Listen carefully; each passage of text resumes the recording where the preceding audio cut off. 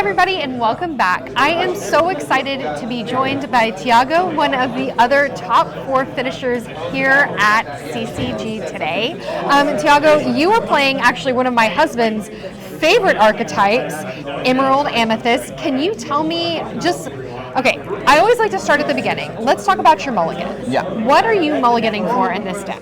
Right, so this deck is of course built around Diablo. The unique part of it, right, is that we have 12 little Diablos to shift on. So in theory, if you're just mulliganing for one little Diablo, one big Diablo, and you can even keep one Ursula, and mulligan all your actions, you should get the shift line more than 2/3 of the time. So if you're playing a best of 3, then you can hope to have it at least 2 of the 3 games, which is really different from the other Diablo decks that only have like one Diablo to shift on, and it's super inconsistent. So since we're built around Diablo, of course, our entire early game revolves around it. We're mulliganing really hard for it. Again, only keeping one total little guy, one Ursula, and one big guy, and mulliganing everything else when we're in the blind. Okay. And early game, you're going to want to play one of your Diablos. Generally, the purple one is better because it gives you more flexibility and it threatens more different things. And if you don't have the shift, then you want to be able to grab it or have it replace itself later. So the only song you want to sing with your Diablo early is Friends on the other side. So if you have multiple actions, you want to shift it by discarding a different one and sing Friends on the other side. And that's really your ideal start. You can use Ursula to get rid of songs. That's kind of what you're looking to do in the mulligan and early. Okay, so let's kind of start talking through the game. So we've talked a lot about your early drop Diablos, and we are going for that shift. Yeah.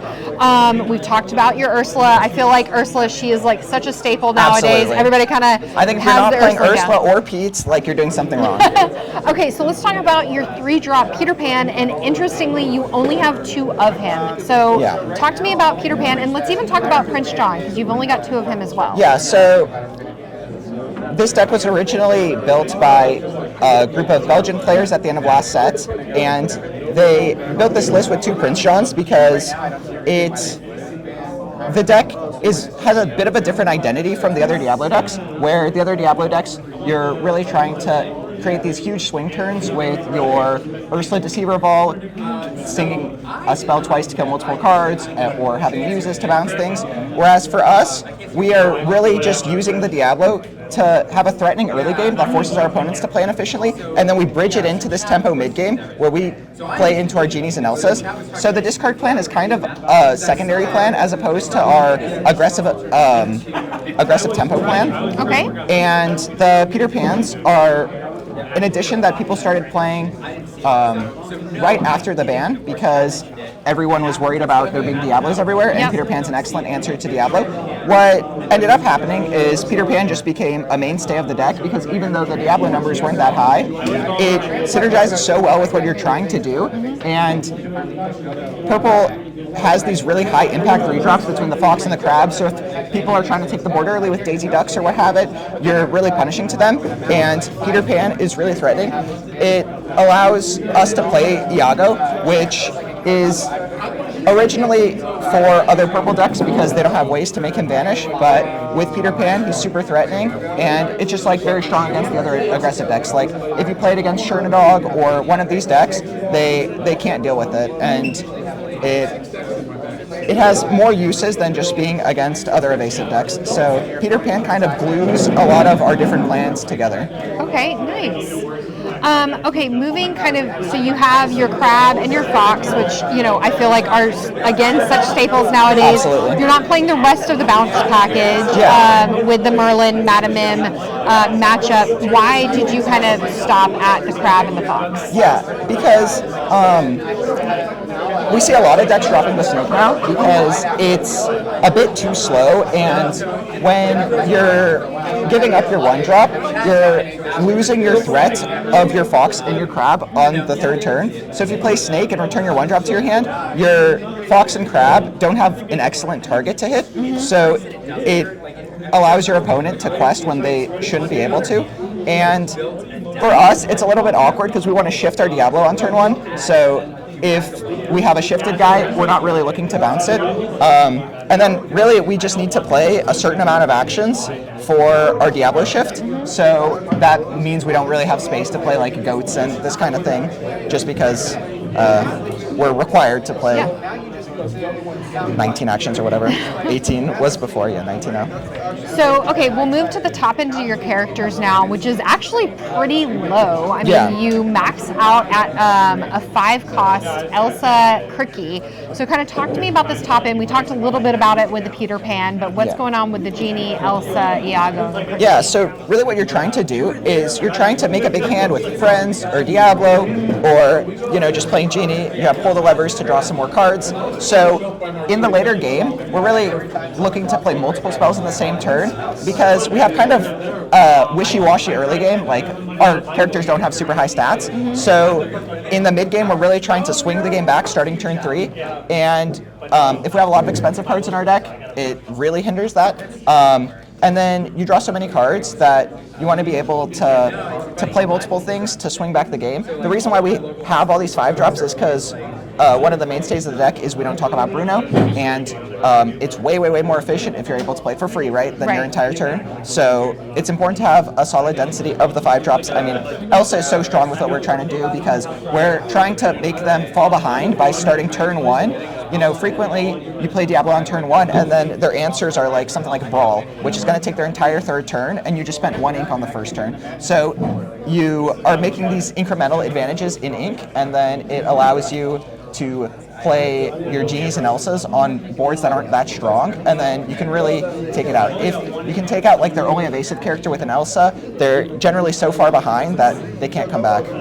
And Cricky is obviously awesome with Diablo, and we have a lot of these wonky characters that stick around, so it turns them into threats, and questing for 3 ends up mattering a lot, because against the aggressive decks, they run out of cards, but every turn they're drawing a card when they're at like 17, 18, 19 lore, and that's a character that's ready, and you can't kill it always. So you eventually need to have a clock, and Cricky really helps in those matchups. Okay, so shifting over to your actions, or I mean, you have so many songs, but I love this kind of combination of pull the lever and wrong lever. Can you talk to me specifically about those two? Yeah, so when these cards got revealed, I thought it was pretty interesting because you can discard pull the lever with your Diablo, and then it's in your discard pile to use wrong lever whenever you want. It turns out that that's like not that good, and the wrong lever is like kind of not a very good card, and it's possible that the number should be lower.